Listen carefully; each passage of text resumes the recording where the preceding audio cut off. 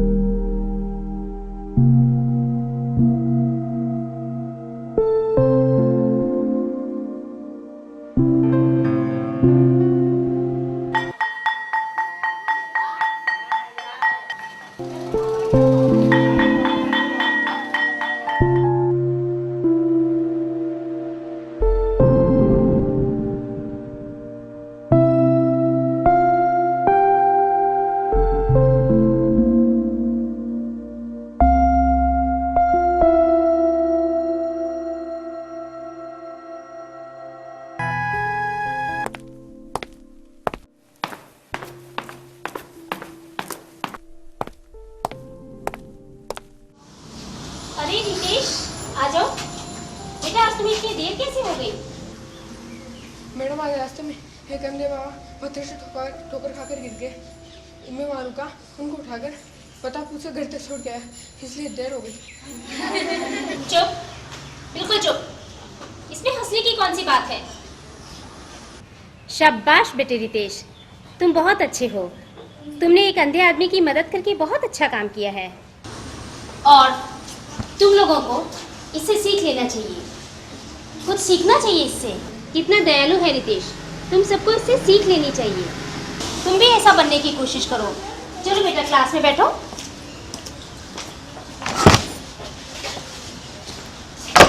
और अभी अपन chapter 9 continue करेंगे।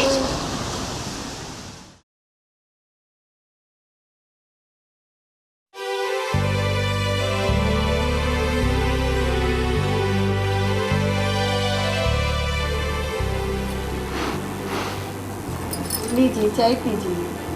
आज जल्दी कैसे आ गए? बस यूँ जल्दी फ्री हो गया था आज। अरे रितेश, तुम आज पिकनिक नहीं गए स्कूल की तरफ से? नहीं पापा, नहीं गया। क्यों? मैंने तुम्हें 100 रुपये भी दिए थे ना पिकनिक के लिए। पापा वो रुपए। क्या हुआ रुपये का? अजी पापा वो रुपए। क्या पापा रुपये लगा रखा? क्या हुआ? अजी बस कीजिए। आज वैसे ही मुझे सुबह से खूब परेशान लग रहा है। तो क्या हो गया? लगता है इसने रुपए कहीं खो दिए। आप डांटिए ना, मैं इसे समझा बुझा कर पूछ लूँगी।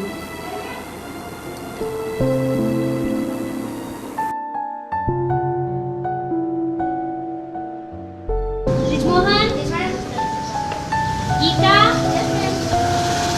ममता,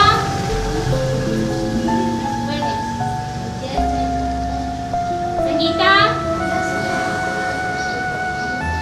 रितेश। अरे रितेश आज भी नहीं आया, क्या बात है? तू कल पिकनिक में भी नहीं था। कृष्ण कुमार, ममता बुनकर, पूजा से, प्रियंका। चलो सब अपनी अपनी बुक्स निकालो और इंग्लिश की बुक निकालो और चैप्टर नंबर 10 आज हम चैप्टर नंबर 10 पढ़ेंगे, ठीक है?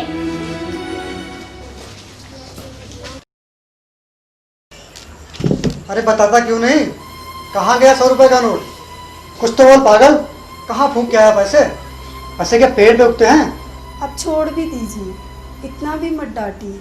बता देगा रुपए कहाँ गए। तुम चुप रहो, देख नहीं रहे हो, कब से पूछ रहा हूँ उससे, अभी तक नहीं बताया इसने। अभी तो मैं ऑफिस के काम से 3 दिन के लिए बाहर जा रहा हूँ, 3 दिन बाद आकर देखता हूँ इसको।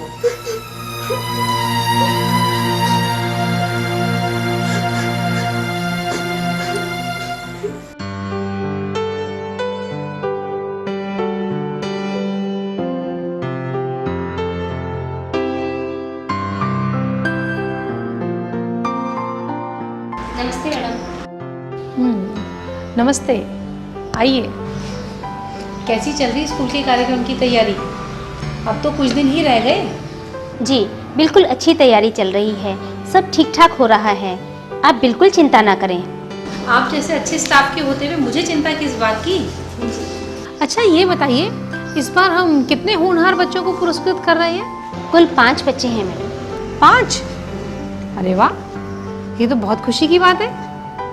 इस छोटे से स्कूल में इतने होनहार बच्चे, सचमुच ये बच्चे हमारे देश का भविष्य हैं। जी मैडम, मैं चलूँ बच्चों को तैयारी कर। हाँ हाँ, कोई नहीं, मैं आपका ज़्यादा समय नहीं लूँगी। चलिए आप अपनी तैयारी कीजिए। जी ठीक।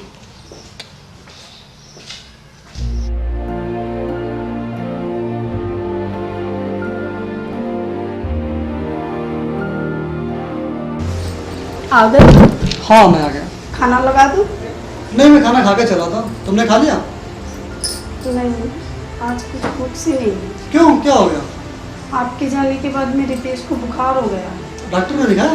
दिखाया ना, दवाई चल रही है, लेकिन अभी कुछ फायदा नहीं है। कहाँ है रितेश? सो रहा है। सो रहा? चलो चलिए। देखते हैं।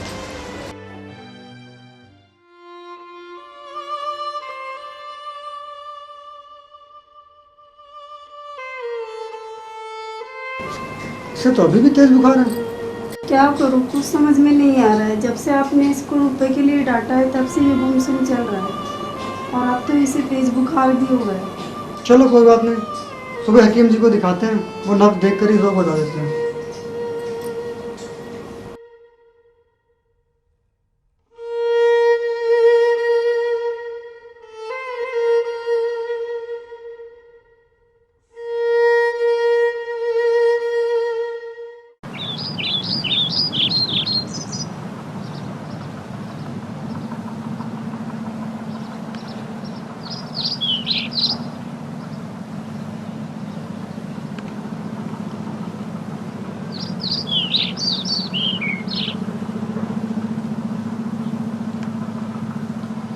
स्वतंत्रता प्राप्ति के लिए हमारे देश के लिए जो शहीद थे उन्होंने अपने जीवन का बलिदान किया है। देश के अमर शहीदों की, महात्मा गांधी की, महात्मा गांधी की, वंदे मातरम, वंदे मातरम।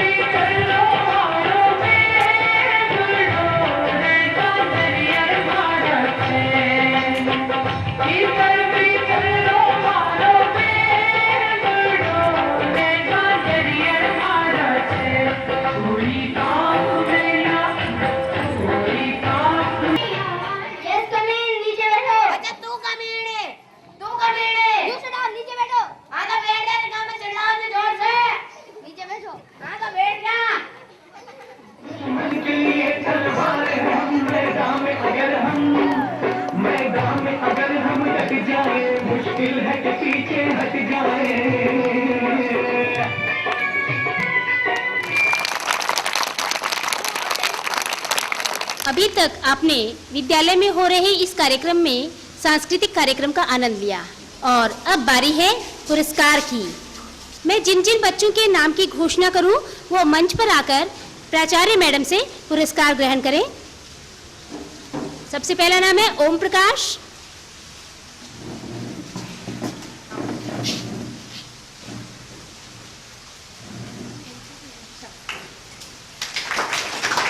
अमरचंद।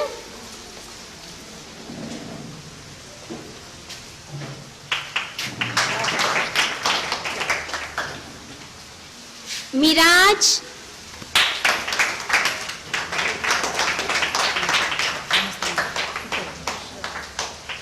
गणेश।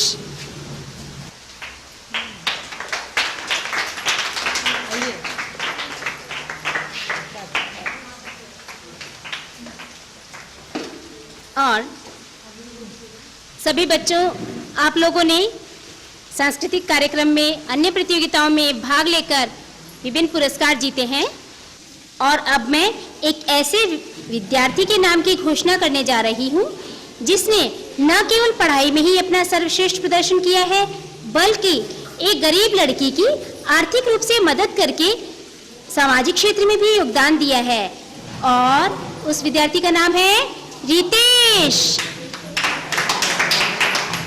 मैं प्राचार्य मैडम से निवेदन करती हूँ रितेश को पुरस्कार व प्रशस्ति पत्र देकर उसे सम्मानित करें। रितेश मंच पर आ जाओ। अरे रितेश नजर नहीं आ रहा। लगता है मैडम रितेश आज अनुपस्थित है। मैडम रितेश 3-4 दिन से बीमार है। लगता है आज ज्यादा ही बीमार है, तभी वो आज स्कूल नहीं आया। आज जरा मैं व्यस्त हूँ, तो आप ही घर जाकर उसका हालचाल पूछाइए और उसे पुरस्कृत भी कराइए। जैसा आप ठीक समझे मैडम। बच्चों, आपने सांस्कृतिक कार्यक्रम का आनंद लिया, पुरस्कार भी ग्रहण किया और अब कार्यक्रम समापन की ओर है।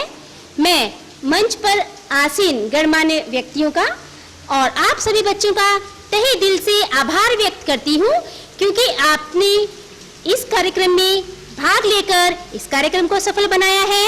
धन्यवाद।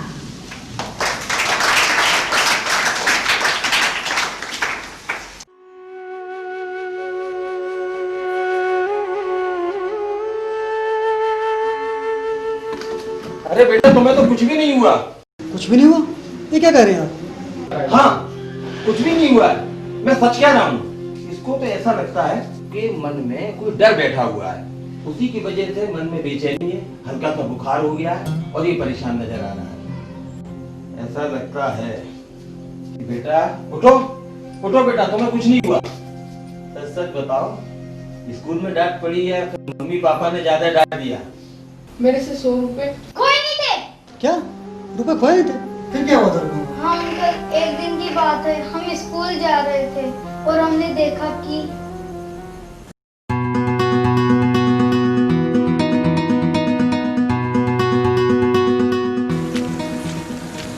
ये केले कैसे दिए हैं? भैया 10 रुपए के 4। अच्छे नहीं है, अच्छे हैं। लूट रही है। मैं लूट नहीं रही थी। ला 10 के दे दे।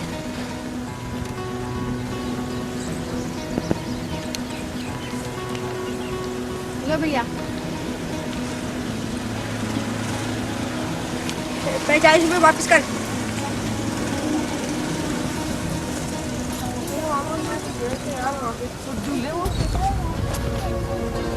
लो भैया, लाओ 50 का नोट।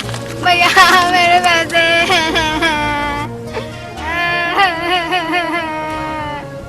मेरे पैसे।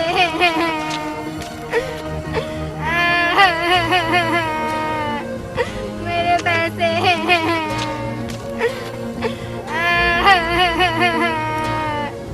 मेरे पैसे। अरे यार रितेश, कहीं से रोने की आवाज आ रही है, देख तो कौन हाँ, रात हो रही है।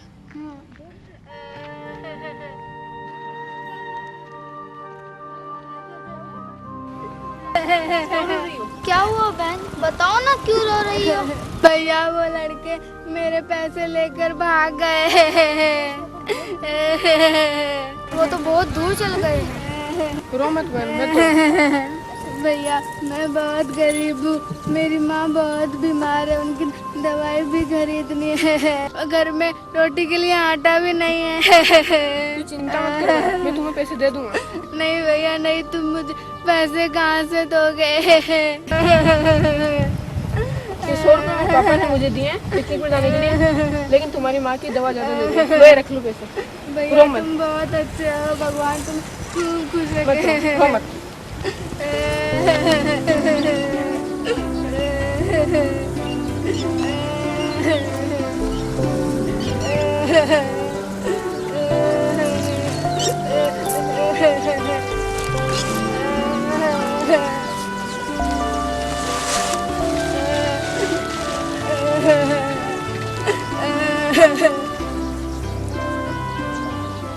और इस तरह से रितेश ने अपने पिकनिक के रुपयों से एक गरीब लड़की की मदद की।